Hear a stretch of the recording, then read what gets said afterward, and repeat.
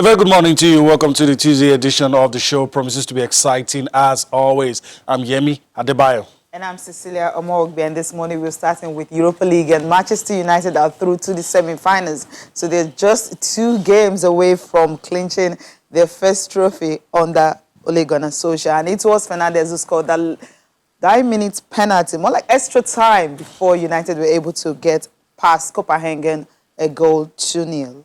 All right, so all too familiar story. A goal from the penalty spot from Bruno Fernandes, and Manchester United are into the last 4. So we'll see a chance of winning a trophy for Ole Gunnar Solskjaer. All right, let's move on and talk about this one. Still talking about cup competition for Wolverhampton Wanderers. There's the hurdle from Spain, comes in the form and shape of Sevilla. And of course, they will be hoping to get past that hurdle and move on in the Europa League. Yeah, and of course, the coach already, Espirito Santo, already saying that they are a very, very good side. So he needs to put up some good performance tonight. I'm talking about his team for them to be able to cross the hurdle. Sevilla is posing right there. Also on the program, talk about the NBA and Kyle Kuzma for a pointer with just 0.4 seconds left, lifted the Lakers to a 1-4 and 1-1 victory over the Denver Nuggets. And you can see the celebrations right there. LeBron James, Anthony Davis, they could not just contain themselves. With joy for that player to be able to drop that. And of course, they're back to winning ways. And that's why we're starting off the show this morning with the NBA. Yeah, that's how we started off the show. I mean, a lot of people talking about that shot, 3-point, sealing the game for the Lakers. Very, very interesting. Although there's no question about their credentials, they're leading in their conference, doing so well. But Kyle Kuzma, what a way to show up on the big nights to win the game for your side.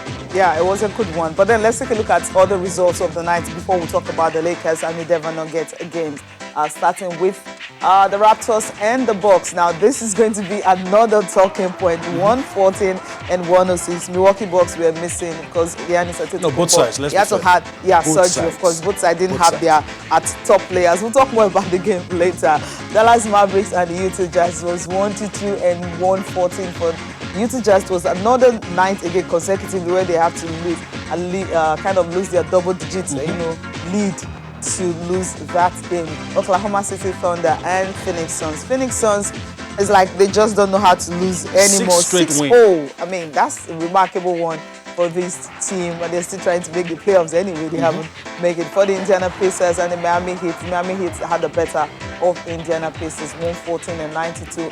For the Brooklyn Nets and, of course, the LA Clippers, it was 129 and 120. The LA Clippers also losing on the night. And okay, these are the games for today, but then we'll just focus on the ones we talked about earlier, talking about the LA Lakers game, how they were able to get that victory over the Denver Nuggets. LeBron James in that one also produced some numbers, 29 points, 12 assists for the Lakers, and they were able to snap that their 3 games losing streak. We're already thinking that after sealing the top spots in the Western Conference, are they going to just not really put up a fight and go on and keep losing games? But then they had other ideas. Anthony Davis also finished with 27 points, and Kyle Kuzma contributed 25 points. Yeah, that's the guy everybody's talking about. The game-winning shot decided the game. Yeah. Game was tied 121, 121, and like you said, with few seconds down, and he hit it. The buzzer came, but the ball went in. It went in already. That's all that matters. And his side won. A lot of people have been talking about, look, a side that has all of these top stars, and Kuzma still able to hold his own, still able to come out, put up this kind of performance. I'm happy. I'm also happy that, look, these guys are not letting off. A lot of teams who know they've already qualified, like in the East, is already settled. It's just in the West that just won spots. We'll talk about Suns later and Devin Booker, what they're trying to do. Maybe they'll get it or not, we don't know. But a lot of people, using their reserve teams and all that, but it's good that you carry some momentum into the playoff and not let some losses begin to hang over your head. And I'm very happy they turned it around. Even though they've still tough spots, it doesn't matter, but still come up with this kind of performances and allow the fans something to check. They needed that because when you have Devon Nuggets, they rested their starters for much of that fourth quarter, but then almost all the players were on double digits on the night. Starting with reserve guard PJ Dozier, had 18 points to lead them. Other 8 players, of course, were on double figures. Michael Porter also 15. You also have 6 other players, including Jamal Murray had 14 points. And, of course, the friend of the guy, talking about Kyle Kuzma, who had that 3 points for them to win that victory, Monte Morris, has been talking about this game because he had 14 points and made one of the 2 fouls shots to actually slice the margin. But then Kyle Kuzma, his friend, out of the ideas. Let's listen to Monte Morris now talking about this game. Apparently, he said he made a call, but then he will talk to him much later to ask him how he was able to do that. But then when you're playing a game, no friends at all. Yeah, at all. You can, meet up for pizza, whatever, later on. Yeah, but they cannot do that. They're in the bubble. Oh, yeah, they're in the bubble. Okay. You can call yourselves after the game, but while the game is going on, you represent your team and you do everything to ensure that your team wins. Okay, let's talk about another very, very interesting game. Raptors, the Raptors, first and second in that conference, and the Bucks. Like you said, a lot of top guys were arrested. If you want to talk about the Bucks, the Raptors too will point out to Serge Ibaka, I think Kyle Lowry, and some of the other guys who didn't play. They're all injured. I mean, injured, right, didn't play. Right. So took something. Some will say took something, but on the night it was still a very interesting game, and you cannot take away the fact that it's a big talking point for Raptors winning this game, because later we might have this. It might be in the conference finals. Who knows? But it's very interesting that they won the game. Yeah, of course, very interesting one, because for the Milwaukee Bucks right now, they are having this unenviable record. Now, they went 52-8 in their last 60 games, but right now in their last 11 games, they've lost 3. I mean, they've lost 8 and just winning 3. And of course, Chris Bocha, you mentioned earlier about 3 of the first-team players of the Raptors were not there, but Chris Bocha and Matt Thomas, those guys step up the plate, with Chris having 25 points to go with 11 rebounds for the Raptors. Matt Thomas also added a career best of 22 points for them to be able to go there. Pascal Siakam provided 14 points. And of course, Terrence Davis also having 10 points, but then he was fouled out in the fourth quarter. Let's get reactions from those 2 guys who had to step up without having the big boys on the night. There you have them, Chris Bocha there, just trying to get that dunk right. But then it was a good night for him. When you don't have Kyle Lowry, Fred VanVleet, Serge Ibaka, all of them out of it. The other guys just stepped up. So it's interesting. Let's see those 2 guys who Cecilia say have impressed on the night, grabbed the limelight, grabbed the headlines as well, and they did well. We're talking about the guys Matt Thomas and Chris Bocha. All right, so that's it. When your opportunity comes, you take it. And on a day like this, you're definitely going to grab the headlines, because ideally we'll be talking about the other guys. They're not around. You are around. Take opportunity and grab the headline. And we're talking about that. And obviously those guys will have a big role to play in the playoffs as well. Because absolutely, it's going to be a team effort. It's going to be a team one, because for Giannis Antetokounmpo, for him, I mean, he had the tooth surgery. He had the surgery in his mouth. So at the end of the day, he had to go see the dentist. But then he should be ready for the playoffs. Should be. Okay, let's take a look at those guys who put up some numbers. We didn't really get much numbers, on the night, except just one guy that was on 35 points. And of course, guess where he's from? Devin Booker of the Phoenix Suns talked about the fact that these guys just don't know how to lose.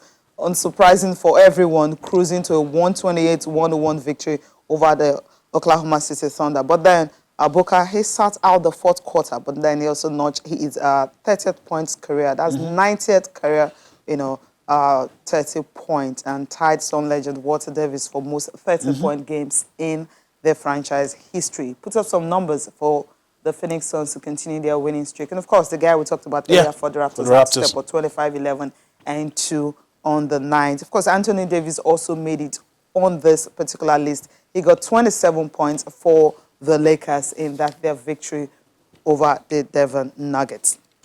All right, so, Okay. but we're still on the NBA. This guy's put up good numbers, and it's interesting that we're talking about them. Let's also talk about Miami Heat. A couple of years ago, you know what Miami Heat were able to achieve at some point when they had the top guys there, and Yeah. they did some great things. Won a couple of rings, but now some of those guys are not there anymore. But we're talking about them today, beating the Indiana Pacers, and the coach. 114-92. The coach seems to be happy with his Eric, yeah. team's performance, and talk about Eric Spoelstra. Impressed with his team. I would be impressed if my team beats the Pacers. So let's listen to him on the show, then we come back for more sports this morning. All right, so talking about the victory, Yeah. talking about plans to, get the show on the road and see how far They can go. They can go. That's what it's all about. That's a good one. Yeah. All right, I think we're done with the NBA. So let's move on to tennis on the show. And what better way to talk about tennis than to talk about the lady who's going to return to the court for the first time in 6 months. And we're talking about Serena Williams. After a long absence, she's going to be involved in the WTA Top Seed Open. Serena has not hidden the fact that she will be at the US Open. A lot of top stars have withdrawn from the tournament, but she says, I'm going to be there. And this one as well, she's going to be there. Coco Gauff will be there as well. Some other stars, especially those who want to be at the US Open. Yeah, I mean, this is, the second tournament. The Palermo Open was the one won by Ferrer. Then you have this one, the second WTA event. But this is the first in the United States, since March. And for Serena Williams, she will be up against Victoria Azarenka later today. Remember 2019 when she also started? I mean, she and Victoria Azarenka also had to battle in Auckland. But then this time around, she's ranked number 9. Competing for the first time was since the Fed Cup in February that she played in. And of course, she's all ready and ready to go at Lexington. This is another tournament. Most of the players that will participate in this hard-court tournament are expected to be at the US Open because it's just a tune-up game for it. Well, other stars, you mentioned some other big stars, but you also have Sloane Stephens. She will also be here. You mentioned Coco. She will also be part of the players that will be competing. So it's going to be a long, long one for these players preparing for the US Open. I mean, there's some other results that are already coming in from WTA Top Seed Lexington Open, where you have Mary Boskova and Joanna Konta 6-4, 6-4. Maria also winning, Jennifer Brady and Heather Watson. It was Jennifer Brady winning 6-2, 6-1. Also, you have Ons Jabal and Kati McNally 6-2, 6-4, the Tunisian winning that one. Okay, there you have just confirmation of the results of the games played so far. So later today, Serena Williams and Victoria Azarenka, that's something we need to look forward to. They will be in action. So it simply means these guys are ready for the US Open with this tournament starting in Lexington. Right? All right, very, very ready. We talked about Corey Gauff. Let's also talk about a little more on the show. This time, outside the tennis court, she's been doing a lot of good things, even at her age. I mean, I love the way she carries herself. I must say that our handlers are doing a good job, and the young lady as well. I've been impressed. I mean, you don't just dabble into issues, and when you talk, say the right things. She's been happy with what she's been able to do with her charity work. She's been happy with all of that. And some things she has also lended her voice to the issues about social justice, racial inequality, some of the things that she wants. But she's very, very happy.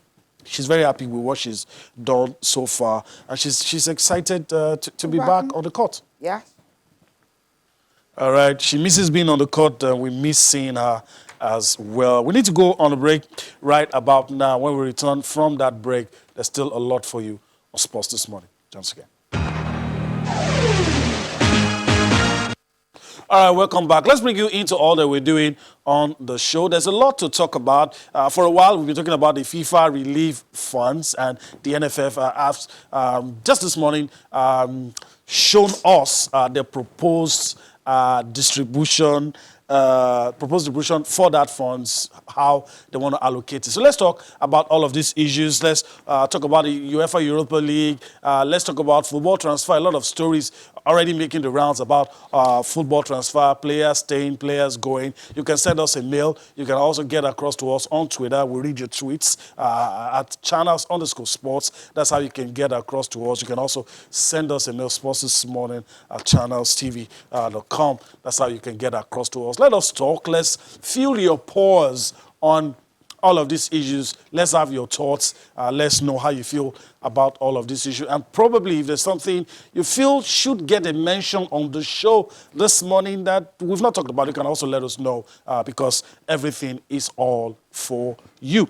All right, so let's move on. And this morning, we have the pleasure of having Akintunde Bada join us. He's not live with us in the studio, but of course, he joins us anyway, and we'll be talking about a whole lot of issues. All right, good morning, Bada. I know you can hear me. It's good to have you join us.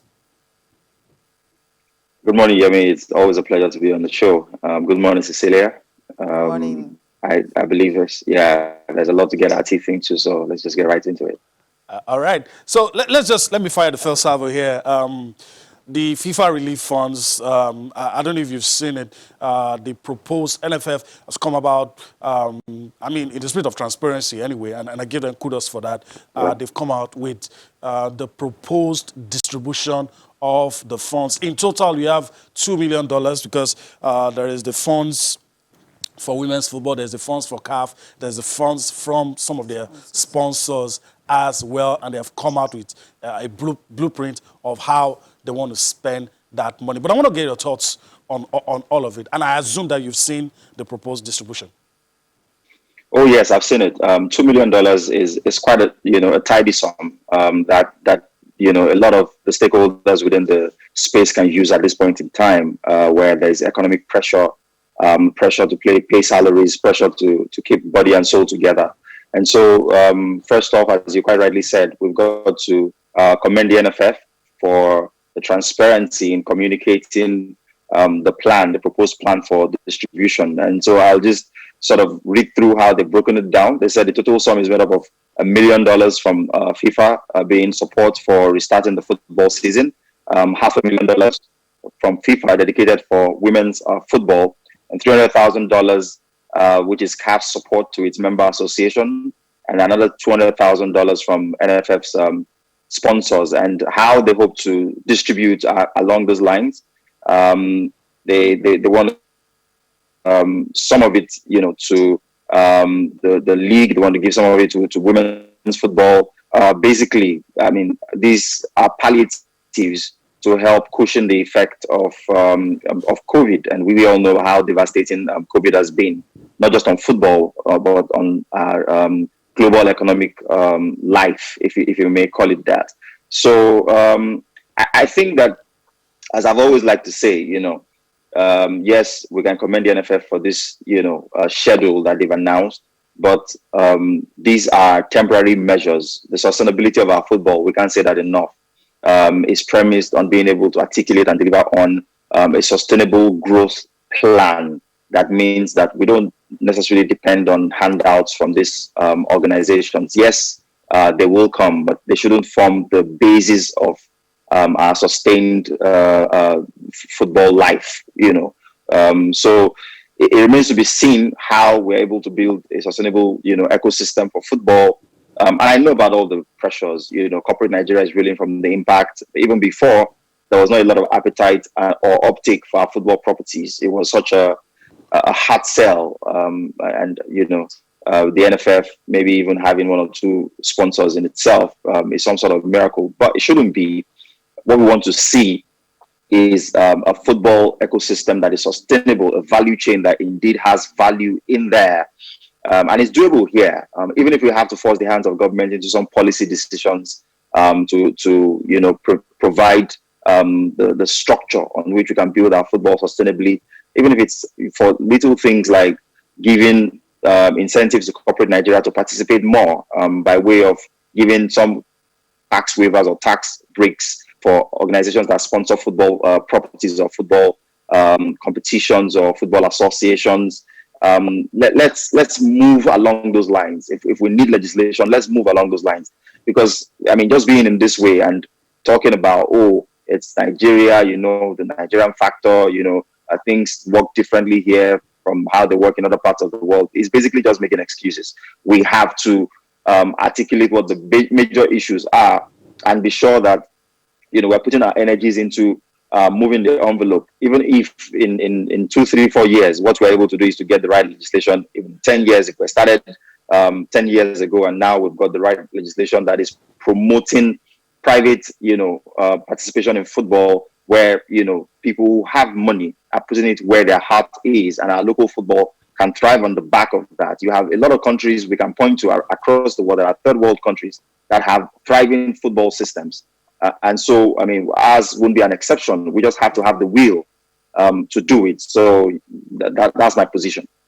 Yeah, along the line you just mentioned, talking about sustaining and how you can actually give maybe tax rebates to those corporate organizations that may want to sponsor football. I think that's actually part of the sports policies that the sports minister is trying to implement. And I believe when the sports policies start working, we'll get to reap the benefits of that particular, things that you talked about. Now, let's just take a look at the breakdown. Sorry, yeah, we can't wait. Sorry, before we get into the breakdown, just for the benefit of the viewers who may not understand how these things sort of cascade into what you see on the pitch. When you watch, football being broadcast from other parts of the world, and you don't have to go too far, even on the African continent. Yes. Look at the PSL in South Africa. Look at the leagues in Northern Africa. The realities are different right here.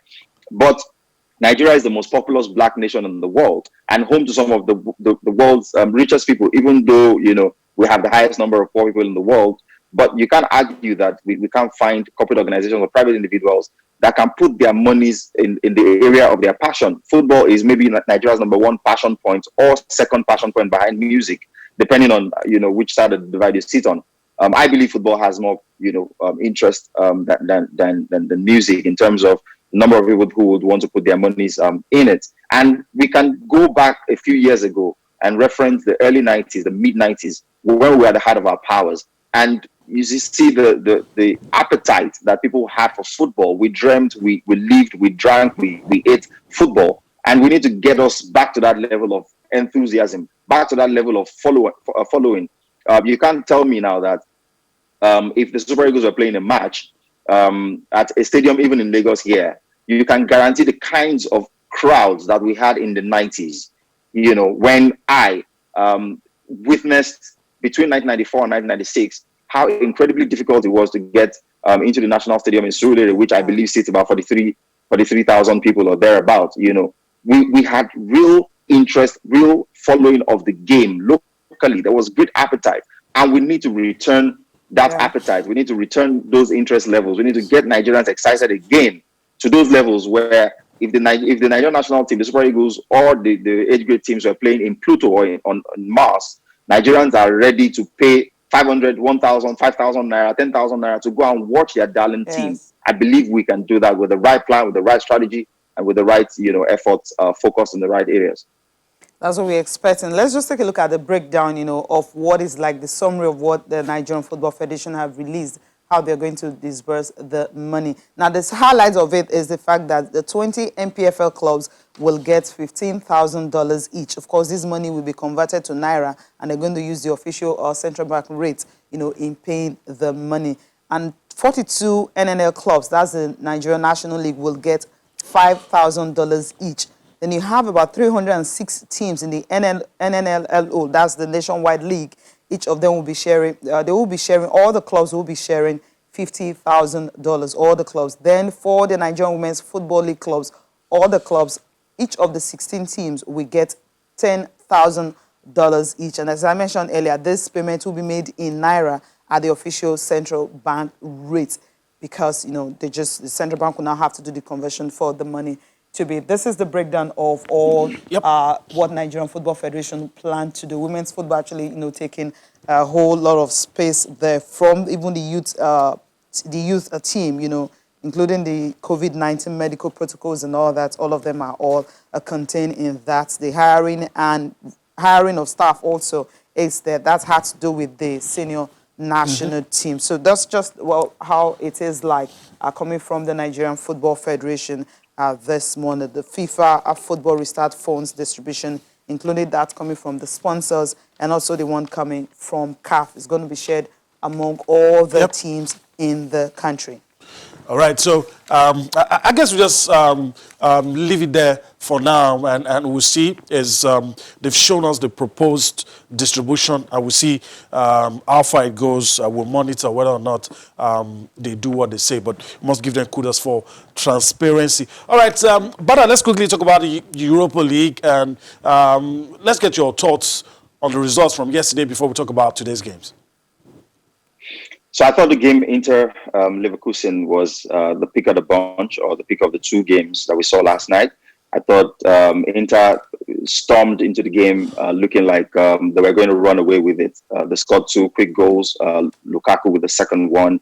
They were very dominant early on, and it did look like they were going to steamroll over Leverkusen. But kudos to Leverkusen, they stayed in the game. They came back into it, got a goal in the late period of the first half and made it nervy for Inter. And there were some VAR drama, I think 3 of them, where the referee had pointed to the spot, awarded penalty kicks to Inter Milan, and then went to the pitch side monitor and saw that indeed there had been no infringement, and then changed his mind. And Romelu Lukaku, who had been waiting to score, was disappointed time and again. But overall, I thought that Leverkusen and Inter Milan did, great advertising for Europa League football. A lot of times, people think that this competition lacks the passion, lacks the verve, lacks the excitement and the sparks of the UEFA Champions League, and it's just a poor cousin of the elite club competition in Europe.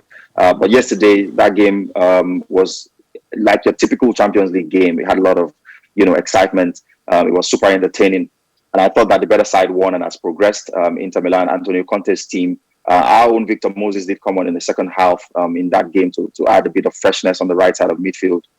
He went up and down the right side quite frequently and did his job very, very well. But I thought Leverkusen gave a good account of themselves. But Inter deserved winners, and I think that they are super hot favorites to go on and win this particular competition. The second game, I think United huffed and puffed a lot against Copenhagen. And Copenhagen put up a masterclass in defensive display, and their goalkeeper, I think, made an incredible number of saves. He made about 16 or 17 saves in one football game, kept them in the game time and again. But at the end of the full-time, extra time period, United's quality shone through. There was a foul in the box. I think it was Antonio Martial that was fouled, and the Portuguese Fernandes. Converted as he always does to send United through to the next round. So between Inter and United, I think we're looking at 2 of the sides who must be firm favorites to go on and claim this season's Europa League title. Yesterday night, they told us how much they wanted this. And I wouldn't be surprised at all if it does go down to predictions and one of these 2 sides eventually emerges the winners of this year's competition. Yeah, interesting, because you mentioned Anthony Martial and some of the things he did on the night. I mean, Owen Hargreaves, former Manchester United player, have actually described him as a Ferrari, that the guy is worth about £100 million. Do you share these views? I don't know about this valuation. I don't know what currency is using for conversion, but there's no doubt in the fact that Anthony Martial has come into his own since Ole Gunnar Solskjaer came in and started to play him down the middle. Under previous managers, he had played much on the left side of midfield, and sometimes he hadn't even looked that much interested in the play, especially under Mourinho, where there was a lot of talk about stifling tactics and whatnot.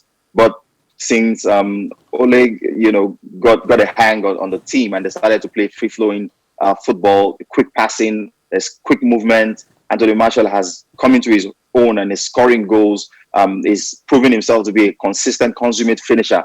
He scored a lot of goals this season alongside Marcus Rashford, and they're just enjoying their football. Rashford, Greenwood, and Martial, the front three for United. The bad news there is that for as long as Martial keeps delivering in that role, Aaron Johnny Gallo won't get a look in, and he didn't get to play yesterday. But there's no denying the fact that United look really, really good with these three guys in attack.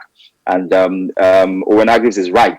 Martial cost United a lot of money.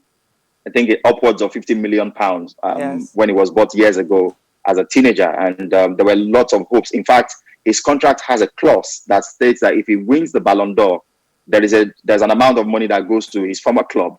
And for you to have a Ballon d'Or clause in your contract, it must mean that they had high hopes for your future. And I think that Anthony Martial is beginning to show glimpses, and sparks that mean that, well, if he keeps progressing in a couple of years' time, he might just be in the reckoning for some of the top individual honors in world football. All right. Let's just keep you on hold. We need to listen to both managers immediately after the game. They had some interesting things to say. The Manchester United manager and, of course, the manager for FC Copenhagen. So let's listen to both managers, and of course, we'll be back to take it off from there. Yeah. All right. But let me quickly come to you. The goalkeeper has one of your names, by the way. Cecilia just reminded me 14 shots saved by that goalkeeper. How long do you think that goalkeeper is going to stay with Copenhagen? Chelsea, the goalkeeper. It's not enough to... Yeah, it's not enough to produce that sort of scintillating display in just a game. It's got to keep it consistent. And I'm sure off the back of that performance yesterday, there's a lot of more eyeballs following him around. And if he keeps playing that way in their local league in Denmark, it's only a matter of time before he makes the switch over to one of the big leagues in world football. Obviously, like you quite rightly said, United are looking for a goalkeeper, but he doesn't have the stature to man the post for United. It's not just about being an incredibly good goalkeeper. You also must have some name and some clout, and we've seen that in the type of recruitment that United, the likes of Chelsea, Real Madrid have made. Case in point, Real Madrid, where Keylor Navas was arguably one of the best shot stoppers in the world, and they kept on with their obsession with Thibaut Courtois when, from a performance standpoint, strictly, there was not much to choose between them. In fact, I'm a bigger fan of Keylor Navas than I am of Courtois. But because Courtois has the name, has Spanish and all those things. Yeah. I mean, these things play a part in football. It's all part of the branding and the marketing and all of the equity that they want to build behind their brand and the eyeballs that they want to pull. All right. We need to go on a break now. When we come back, we'll be talking about the games for tonight. Wolves will be up against Sevilla.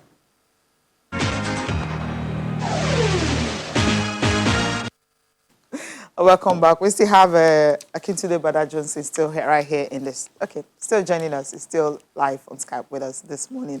I will be talking about the games for tonight. Sevilla will be up against Wolves. And for the coach, Nuno Espirito Santo has been talking about the fact that they know they have a very good opponent to play, but then all the players will have to put in their best to be able to beat them. Then you have Shakhtar Donetsk and Barcelona will also be in action. Wolves and Sevilla also in action. And the winner between Wolves and Sevilla, that's the opponent that Manchester United would be facing. And the winner of Shakhtar Basel faces Inter. Inter Milan, in this semi-final. So these teams are ready to go. But these guys, we've seen Wolves, they played like 58 games so far. I think that's the team that played the highest numbers of games. You have other teams also that have played such games. So I think the fact that they're still in Europe at this stage simply means he's got a good team to really give Sevilla some trouble. Absolutely. As a matter of fact, I go with them as favorites going into this particular game. And you've spoken about the quantum or the number of games that they've played already this season. It would have been much of an issue or disadvantage had it not been for the 3 months of Corona-imposed break. So there's been some freshness in that time that they wouldn't have had the season not been interrupted. But you look at that Wolves team, and the fact that Arsenal has won the FA Cup means that now to get to Europe next season, they must go and win this competition and get into the UEFA Champions League. And I look at that team and I feel like with 3 games to go, they have everything they need to do it. They may not be as fancy as Inter or United, but if they get past Sevilla, they play United next. And that's an all-English game. anything can happen. We've seen them give United trouble in the domestic league and give all the big teams in England a run for their money. Nuno has done a phenomenal job, and it will be very disappointing if after the season they've had, they don't end up with European football. They've combined domestic football and European football this year so well. For a team that doesn't have such an incredible, number of established world-class players, they've grown their modest, talent into a world-class, hard-to-beat team. The likes of Adama Traore have sparkled this season on a consistent basis. Raul Jimenez, I mean, you can't speak enough. You can't speak highly enough of Raul Jimenez and the number of goals he scored, how competent he's proven to be as a number 9, and his, partnership with Adama Traore. When Adama, takes on players and whips in those crosses, you can be sure 9 out of 10 times it is Raul Jimenez who's getting on the end of them. Yeah. And I believe that with the sheer strength and determination of that team, the physical superiority that they would have over that Sevilla team, I think that they can win tonight's match, even though Sevilla is not a team to be taken, for granted. They had a very strong finish to the league season, and they will play maybe the better football on the night. But Wolves can stay compact, can stay with a very solid defensive shape, and pick them apart on the break. They've got the pace with players like Neto and Adama Traore. In the middle, they have the experience of how Moutinho. They have Neves. Players who can pick the right passes at the right time and get Adama Traore and Neto in behind to create chances for Jimenez to feed on. So I believe that Wolves will win this game. Okay. I'm sticking my neck out. I'm backing them because I know that I understand what it will mean for their season, and I'd hate that their season just crumbles in the final weeks just because Arsenal won the FA Cup. They didn't finish higher than they did in the league, and they didn't go as far as they could go in the Europa League. Okay, I mean, the coach quite agree with you that he's going to be facing a very, very strong opposition. Let's just take this quote coming from Nuno Espirito Santo this morning. He says, they are a very, very good team and a tough opponent, good players, a good manager, big challenge for us. Enjoyable or not, I cannot guess, but we are committed to it. So let's play it and let's play good. It went further to say that I think all the teams involved in this competition know each other very well. Sevilla are a very, very good team. We've been analyzing and we know of their talent and quality. And the quality of Lopetegui, that's the coach, who I knew personally, it's going to be a very, very tough match. Okay, we're ready for a tough clash. Mm-hmm.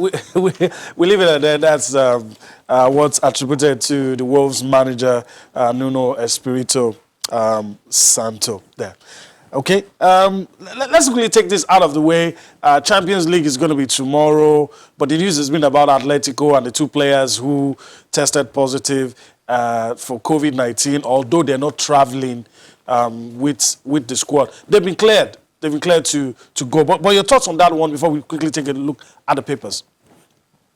Well, it was one of those risks that we ran once we restarted football.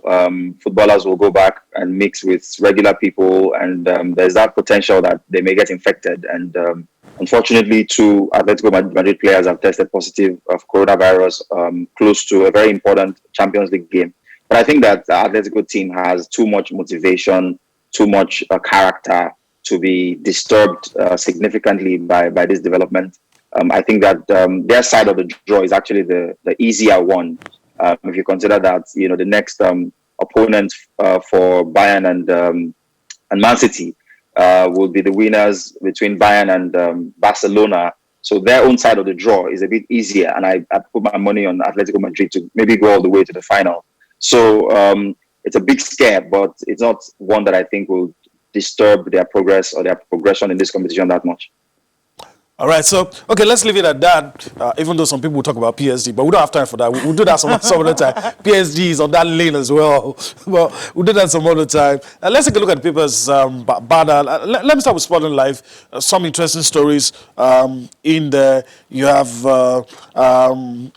the one we just talked about, Atletico Madrid squad test negative, Willian on the goals, Arsenal medical, you have Real Madrid move for Paulo Dybala, you have a story on Osimhen, statement credited to Dosu Joseph that Osimhen will score goals. Gattuso Raps, and Drepelo. It's been interesting to know what that story is all about. But let me just pause. Which one of these stories get you talking about it?